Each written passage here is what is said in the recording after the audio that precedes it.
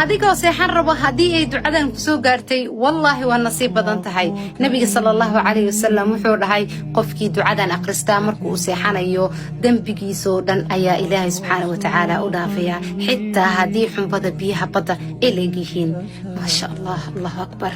ka waran haddii aad seexan lahayd adigoo ducadan akhrisan muuqaalkaaga kaliya ha isku koobin haddaad adigu nasiib yeelatay walaasha iyo walaalkaaga gaarsii u khayrka faafi oo sababtoo anigu wuxuu dhahay waxaad adigu naftaada la jeclaatid walaalkaaga la jeclo ducooyinka nabiga sallallahu alayhi wasallam ka baranay waxa kamid ah ducadan qiimaha badan ee la akhristo markii firaashka la aadayo nabiga sallallahu alayhi wasallam wuxuu dhahay markaad firaashkiina aadaysaan aqriya laa ilaaha illa allah wahdahu la sharika lah lahul mulku wa lahul hamdu wa huwa ala kulli shay'in qadir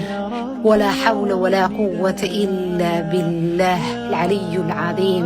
سبحان الله والحمد لله ولا إله إلا الله والله أكبر نبي سبحانه هاي أنت سقفكي أقرستو دنبيجيسو دن أيو إلهي دافيها حتى هدي أي لأكت هاي دنبيجيسة حنبض بيها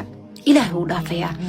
حمركة حسيحانين هبين دنبو أديكو تعدن أخرسان السلام عليكم